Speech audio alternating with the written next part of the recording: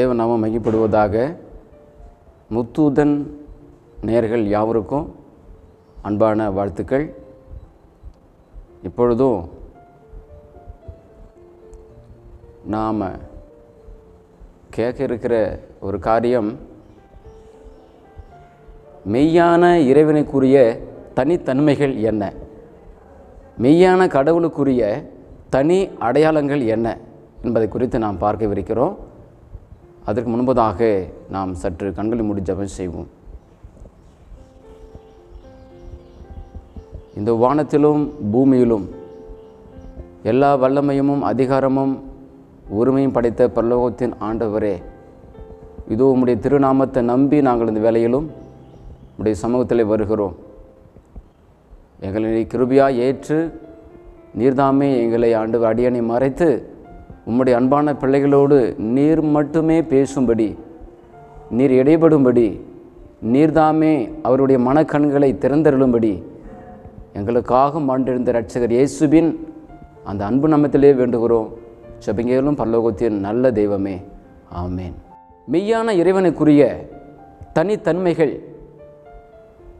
மெய்யான இறைவனுக்குரிய தனி அடையாளங்கள் என்ன என்பதை குறித்து நாம் இன்றைக்கு இப்பொழுது பார்க்க இருக்கிறோம். இந்த உலகத்தில் என்னுடைய பார்வையிலே 3 விதமான மனிதரை நான் பார்க்கிறேன். ஒன்று, கடவுளே இல்லை என்று நம்புகிற ஒரு கூட்டம், கடவுளே இல்லை என்று நம்புகிற ஒரு கூட்டம். இன்னொரு கூட்டத்தினர் எல்லாமே கடவுள்தான் என்று நம்புகிறவர்கள், எல்லாமே கடவுள், எல்லாவற்றிலும் கடவுள் இருக்கிறார் என்று நம்புகிற ஒரு கூட்டம். இரண்டாவது கூட்டம். மூன்றாவதான ஒரு கூட்டம், ஒன்றே குலம் ஒருவனே தேவன் என்று நம்புகிற ஒரு கூட்டம். இந்த நாளிலும் அந்த ஒரே இறைவனை நம்புகிற, அந்த ஒரே இறைவனை எப்படி அடையாளம் காணுவது, அந்த மெய்யான இறைவனுடைய தனித்தன்மைகள் என்ன, அந்த மெய்யான இறைவனை அடையாளம் காணும் முன்பாக அந்த மெய்யான இறைவனுடைய தனித்தன்மைகள் என்ன, அந்த மெய்யான இறைவனுடைய தனி அடையாளங்கள் என்ன என்பதை நாம் பார்ப்போம். அதற்கு முன்பதாக அநேகருக்கு இறைவனுடைய தனி அடையாளங்கள் என்ன என்பதை தெரிந்து கொள்ளும் முன்பாக, அப்படி ஒருவர் இருக்கிறாரா என்கிற ஐயப்பாடு ஒரு நூலிழையை போல பெரும்பாலும் மனிதருடைய உள்ளத்திலே இருக்கக்கூடும். அதை முதலாவது நாம் என்ன செய்வோம்? நிவர்த்தி செய்வோம். மெய்யாகவே இறைவன் என்று ஒருவர் இருக்கிறாரா? அதற்கு அநேக அத்தாட்சிகள் உண்டு. இந்த வேளையிலும் நான் ஒரு சிறிய அத்தாட்சியில் மாத்திரம் நான் உங்களுக்கு முன் வைத்து நான் எடுத்துக்கொண்ட, நான் சொல்ல வந்த அந்த விஷயத்துக்கு நான் கடந்து செல்ல விரும்புகிறேன். நீங்கள் எல்லாருக்கும் கேள்விப்பட்டிருப்பீங்க ஒரு கதை. அந்த கதையை நான் சொல்ல போகிறேன். ஒரு ஊரில் 2 நண்பர்கள் இருந்தார்கள். அவர்கள் வெளியூர் பிரயாணப்பட்டு கடந்து போனார்கள். அந்த இருவரில் ஒருவர் கடவுள் இல்லை என்று நினைப்பவர், நம்புபவர். ஒருவர் கடவுள் உண்டு என்று நம்புபவர். இருவரும் காடு மலை விதமாக தாண்டி ஒரு பாலைவனத்தை அடைந்தார்கள். பொழுது சாய்ந்தவுடனே மேலும் பயணத்தை தொடர முடியாதவர்களாக அவர்கள் ஒரு இடத்திலே கூடாரம் போட்டு அவர்கள் தங்கினார்கள் இரவை. காலையில் எழுந்து பார்த்த பொழுது அந்த இறைவன் என்று ஒருவர் இல்லை என்று சொன்ன அந்த நண்பர், அவர் கண் எதிரிகே ஒரு காட்சி, ஏதோ ஒரு மிருகம் நடந்து சென்ற ஒரு கால் தடம் அங்கே தெரிந்தது. உடனே அவர் தன்னுடைய கடவுள் உண்டு என்று சொன்ன அந்த நண்பரை எழுப்பி கூப்பிட்டு, இதோ பார், இங்கே ஒரு கால் தடம் தெரிகிறது, இங்கே ஒரு ஒட்டகம் கடந்து சென்றிருக்கிறது, நிச்சயமாக இது ஒரு ஒட்டகத்தின் கால் தடம் தான் என்று அவர் சொன்னார். அந்த இல்லை என்று, கடவுள் இல்லை என்று சொன்ன அந்த நண்பர். உடனே கடவுள் இருக்கிறது என்று சொன்ன நண்பர், நீங்கள் எப்படி இது ஒட்டகத்துடைய தடம் என்று நீங்கள் சொல்கிறீங்க, நீங்கள் அந்த ஒட்டகத்தை கடந்து போவது பார்த்தீங்களா அப்படின்னு அவர் கேட்டார். இல்லை, நான் ஒட்டகம் கடந்து போகும்போது நான் பார்க்கல, நான் தூங்கிட்டு இருந்திருக்கிறேன், ஆனால் நிச்சயமாக இது ஒட்டகத்தினுடைய கால் தடம் தான் என்று என்னால் உறுதியாக சொல்ல முடியும் அப்படின்னு சொன்னாராம். அதுக்கு அவர் சொன்னார், ஒட்டகத்தை பார்க்கல, ஆனால் அது நடந்து போன தடயத்தை நீங்கள் பார்க்குறீங்க. அந்த தடயத்தை வச்சு நிச்சயமாக ஒட்டகம் என்று ஒன்று இருக்கிறது என்று நம்புவது போல தான் நானும் சொல்லுகிறேன். இந்த உலகத்தில் இறைவனை நாம் காண விட முடியாவிட்டாலும் இறைவன் இருப்பதற்கான அத்தாட்சிகள், கால் தடயங்கள் நிச்சயமாக இருக்கிறது என்று அவர் சொன்னாராம். ஒரு பழமொழி நான் வாசித்திருக்கிறேன். ஒவ்வொரு இலையிலும் இறைவனுடைய கையெழுத்தை காணலாம், இறைவனுடைய கை ரேகையை காண முடியும் என்று நான் அந்த பழமொழியை நான் வாசித்திருக்கிறேன். இறைவன் இல்லை என்று நம்புகிற நண்பர்களே, நிச்சயமாக இறைவன் இருக்கிறார் என்பதற்கு இறைவன் தாமே கொடுத்த ஏராளமான அத்தாட்சிகள் உண்டு. வடிவம் என்று ஒன்று இருந்தால் வடிவமைப்பாளர் என்று ஒரு நிச்சயமாக இருக்க வேண்டும்.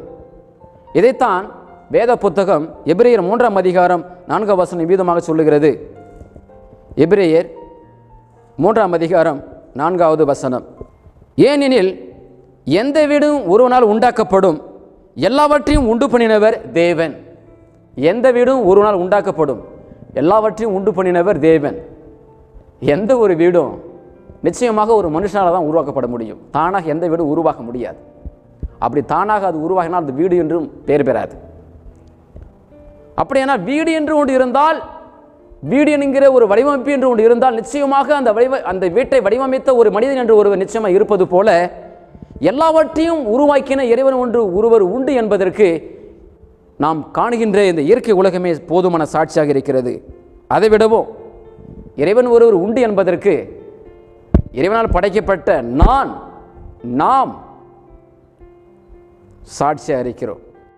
காற்றை கண்ணால் பார்க்க முடியாவிட்டாலும் அதை அனுபவிக்க முடியும், உணர முடியும். அதே போல கடவுளை நாம் காணவில்லை, ஆனால் கடவுளை நானும் கண்டதில்லை, ஆனால் கடவுளை நான் ருசித்திருக்கிறேன், அனுபவித்திருக்கிறேன். என் அனுபவத்திலிருந்து நான் சொல்லுகிறேன், கடவுள் என்று ஒரு நிச்சயமாக உண்டு. சரி, நம்முடைய சொல்ல வந்த அந்த விஷயத்திற்கு வருவோம். அப்படியானால் இறைவன் ஒருவர் இருப்பார் என்றால் அந்த இறைவனுக்குரிய தனித்தன்மைகள் என்ன? அவர் எப்படி நான் இனம் கண்டுகொள்வது? எப்படி நான் அவரை அடையாளம் காணுவது? வண்டுகளுக்கு பூக்களில் தேன் இருக்கிறது தெரியுது, குருவிகளுக்கு தன்னுடைய இருப்பிடமாகிய கூட்ட தெரியுது, குழந்தைக்கு கூட தன்னுடைய தாய் யாருன்னு தெரியுது. ஆனால் மனுஷங்களாகி நமக்கு தான் நம்ம படைச்ச இறைவர் யாருன்னு தெரியல. அவர் எப்படிப்பட்டவர், அவர் குணம் என்ன, அவர் கொள்கை என்ன, அவர் என்னிடத்தில் எதிர்பார்ப்பது என்ன, அவருடைய தனித்தன்மைகள் என்ன, ஒன்றுமே தெரியல. அப்படி தெரியாதனால தான் கடவுளை இல்லைன்னு ஒரு கூட்டமும், எல்லாமே கடவுள் தாங்க அப்படின்ற ஒரு கூட்டமும், நேர் எதிரான ஒரு கூட்டமும் இந்த உலகத்தில் நாம் இருந்துட்டு வரோம். இதைத்தான் கடவுளும் சொல்லி வச்சிருக்கிறார் வேத புத்தகத்தில். ஏசாயா 1ஆம் அதிகாரம் 3ஆம் வசனத்தில் வாசிப்போம். மாடு தன் எஜமானையும் கழுதை தன் ஆண்டவனின் முன்னணையையும் அறியும், இஸ்ரவேலோ அறிவில்லாமலும் என் ஜனம் உணர்வில்லாமலும் இருக்கிறது என்கிறார். மாடு தன் எஜமானை அறியுமாம், கழுதை தன் ஆண்டவனுடைய முன்னணையை அறியுமாம். உண்மைதானே?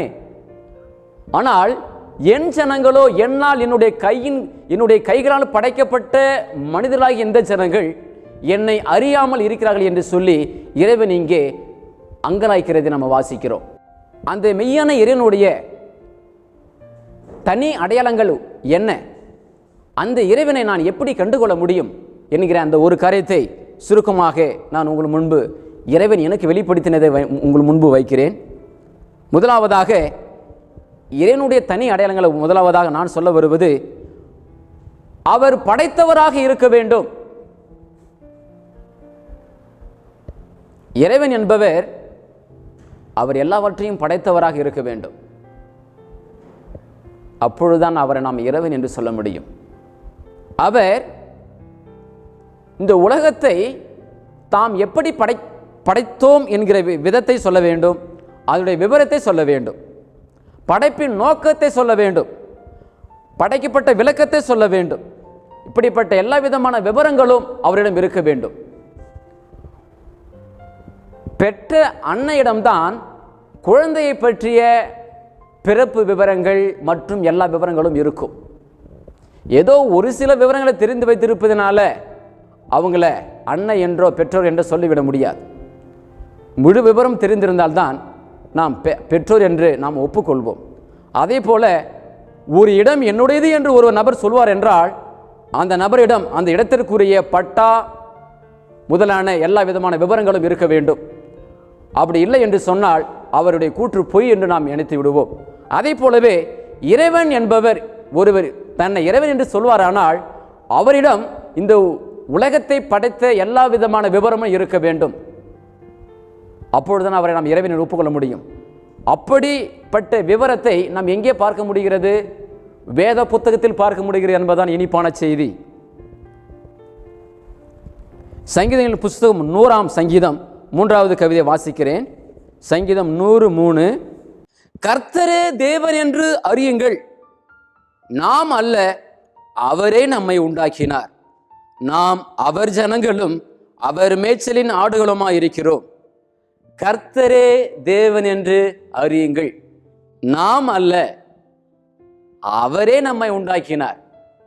நாம் அவரை உருவாக்கலையா, அவர்தான் நம்மை உருவாக்கினாரா. இது ரொம்ப கவனிக்க வேண்டிய ஒரு விஷயம். நாம் ஒன்றை உருவாக்குகிறோம் என்று சொன்னால் நாம் உருவாக்கின அதற்கு நாம் தானே கடவுளாக இருக்க முடியும். என்னை உருவாக்கினவர் தானே எனக்கு கடவுளாக இருக்க முடியும். அதைத்தான் வேதம் தெளிவாக சொல்லுகிறது.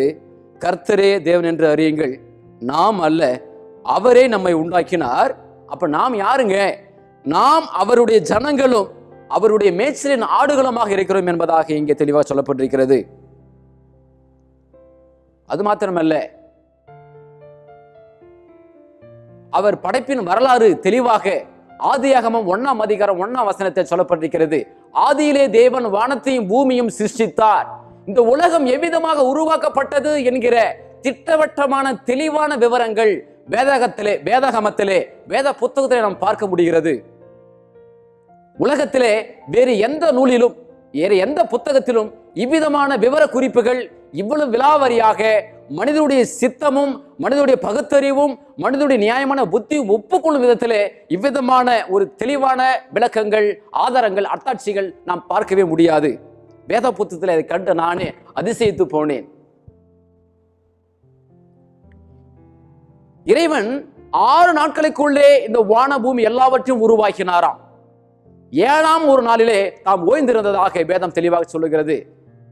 இந்த 7 நாட்கள் கொண்ட வார கணக்கு இந்த உலகத்திலே ஒரு மனிதனும் விளக்கம் தர முடியாது. இந்த வாரம் என்கிற கணக்கு எப்பொழுது, யாரால், எப்படி, எதற்காக உருவாக்கப்பட்டது என்கிற விவர குறிப்புகளை ஒரு விஞ்ஞானியாலும் ஒரு மேதைகளாலும் சொல்லிவிட முடியாது என்பது என்னுடைய நம்பிக்கை.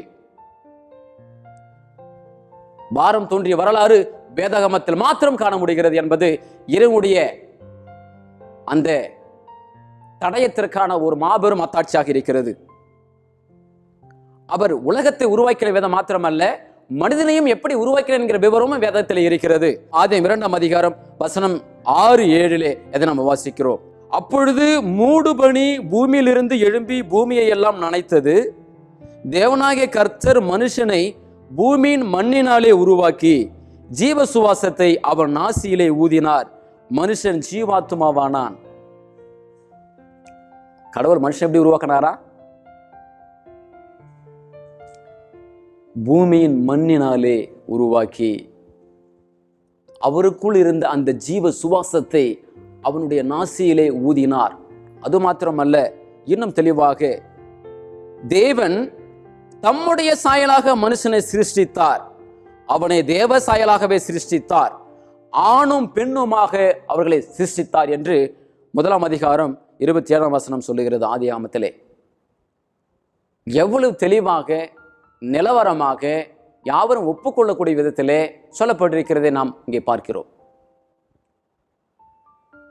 தேவன் அவருடைய சாயலிலே அவருடைய ரூபத்தின்படியாக நம்ம உருவாக்கி இருக்கிறார். இப்படிப்பட்ட விவரம் இங்கே இருக்குது என்று சொன்னால் நிச்சயமாக இவர் படைத்தவர் என்று நாம் ஒப்புக்கொள்ள வேண்டியதாக இருக்கிறது இந்த வேதாகமத்தின் தேவனை. அடுத்தபடியாக இறைவனுடைய தனி அடையாளத்திலே ஒன்று மிக முக்கியமானதாக நான் எண்ணுகிறேன்.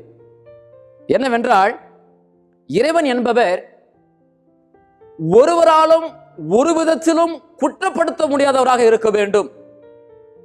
ஒருவராலும் குற்றப்படுத்த முடியாதவராக, அவர் குற்றமற்றவராக இருக்க வேண்டும். வேத பாஷையில் சொல்ல வேண்டும் என்றால் அவர் பரிசுத்தராக இருக்க வேண்டும். அப்படிப்பட்டவர் தான் இறைவனுக்குரிய தகுதியுள்ளவராக நம்முடைய மனசாட்சி ஒப்புக்கொள்ளும். யோவான் 8:46 என்னிடத்தில் பாவம் உண்டு என்று உங்களில் யார் என்னை குற்றப்படுத்தக்கூடும்? நான் சத்தியத்தை சொல்லி இருக்க நீங்கள் ஏன் என்னை விசுவாசிக்கிறதில்லை? என்னிடத்தில் பாவம் உண்டு என்று உங்களில் யார் என்னை குற்றப்படுத்தக்கூடும்?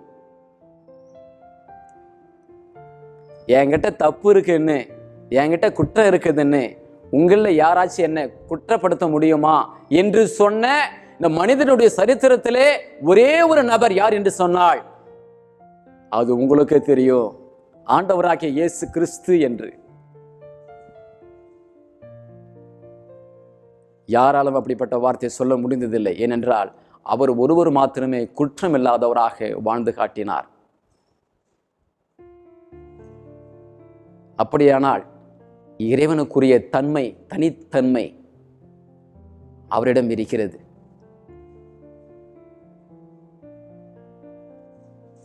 முதலாவது பார்த்தோம், இறைவனுக்குரிய தனித்தன்மையிலே அவர் படைத்தவராக இருக்க வேண்டும். அடுத்தபடியாக பார்த்தோம், அவர் குற்றப்படுத்த முடியாதவராக பரிசுத்தராக இருக்க வேண்டும் என்று பார்த்தோம். மூன்றாவதாக அவர் அன்புள்ளவராக இருக்க வேண்டும். தம் படைப்பின் மீது அன்புள்ளவராக, அக்கறை உள்ளவராக, கரிசனை உள்ளவராக இருக்க வேண்டும். கவுதாரி, காடை போன்ற குருவிகள் அவளை கேள்விப்பட்டிருப்போம். அது எங்கேயாவது அதுக்கு மனசுக்கு படுற இடத்த என்ன செஞ்சிருமா, முட்டை இட்டுட்டு அப்படியே போயிடுமா. தான் இட்ட முட்டை என்ன ஆகும், மிருகம் மிதிப்படுமோ அல்லது பாதிக்கப்படும் என்ற பற்றி எல்லாம் கவலைப்படாதான். அதே போல படைச்ச தம்முடைய படைப்புகளை பற்றி கவலைப்படாத ஒருவர் எப்படி இறைவனாக இருக்க முடியும்? அப்படி என்றால் படைத்த படைப்பின் மீது அன்புள்ளவராக ஒருவர் இருந்தார். வாசிப்போம், நிச்சயமாக அன்புள்ளவராக இருந்திருக்கிறாரா என்று நாம் கண்டுகொள்வோம். தேவன் மனிதன் மேல் அன்புள்ளவராய் இருந்தார் என்பதற்கு அவருடைய வார்த்தையில் நம்ம வசனம் வாசிப்போம். 1 யோவான் 4:9 தம்முடைய ஒரே பேரான குமாரனாலே நாம் பிழைக்கும்படிக்கு தேவன் அவரை இவ்வுலகத்திலே அனுப்பினதினால் தேவன் நம்மேல் வைத்த அன்பு வெளிப்பட்டது. தம்முடைய ஒரே பேரான குமாரனாலே நாம் பிழைக்கும்படிக்கு தேவன் அவரை இவ்வுலகத்திலே அனுப்பினதினால் தேவன் நம்மேல் வைத்த அன்பு வெளிப்பட்டது. இன்னொரு வசனம் வாசிக்கிறோம், யோவான் 3:16 தேவன் தம்முடைய ஒரே பேரான குமாரனை விசுவாசிக்கிறவன் எவனோ அவன் கெட்டு போகாமல் நித்திய ஜீவனை அடையும்படிக்கு அவரை தந்தருளி எவ்வளவாய் உலகத்தில் அன்பு கூர்ந்தார்.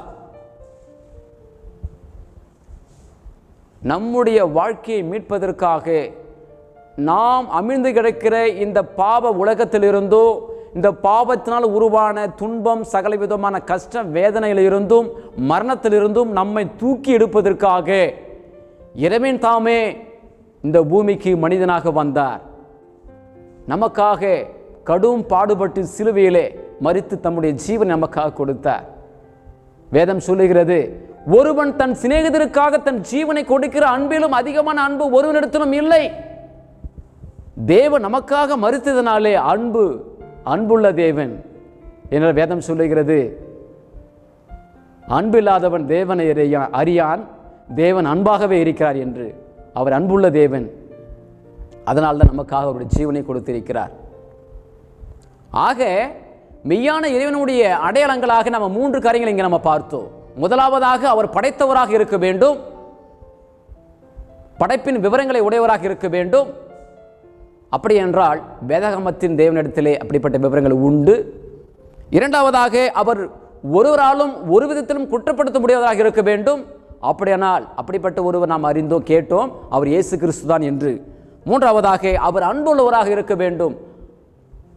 அப்படியானால் இந்த உலகத்தின் பாவ மனித மீட்புக்காக தம்முடைய இன்னுயிரை கொடுத்த ஒரே நபர், மனிதன் மீது அன்பு இருக்கிறது என்பதற்காக தன்னுடைய உயிரையே கொடுத்த இறைவன் இயேசு கிறிஸ்து என்று நாம் கேட்டோம். எனவே நிச்சயமாக அவரே, இயேசு கிறிஸ்து மாத்திரமே மெய்யான இறைவனுக்குரிய இப்படிப்பட்ட தனி அடையாளங்கள் இருப்பதனாலே அவரே மெய்யான இறைவன் என்று நாம் சுலபமாக கண்டுகொள்ள முடிகிறது. முடிவாக வெளிப்படுத்தின விசேஷம் 14ஆம் அதிகாரம் 6-7 வசனத்தை வாசித்து முடிக்கிறேன். பின்பு வேறொரு தூதன் வானத்தின் மத்தியிலே பறக்க கண்டேன். அவன் பூமியில் வாசம் பண்ணுகிற சகல ஜாதிகளுக்கும், கோத்திரத்தாருக்கும், பாஷக்காரருக்கும், ஜனக்கூட்டத்தாருக்கும் அறிவிக்கத்தக்கதாக நித்திய சுவிசேஷத்தை உடையவனாயிருந்து மிகுந்த சத்தமிட்டு, தேவனுக்கு பயந்து அவரை மகிமைப்படுத்துங்கள், அவர் நியாய தீர்ப்பு கொடுக்கும் வேளை வந்தது, வானத்தையும் பூமியும் சமுத்திரத்தையும் நீருற்றுகளையும் உண்டாக்கிறவரையே தொழுது கொள்ளுங்கள் என்று கூறினான்.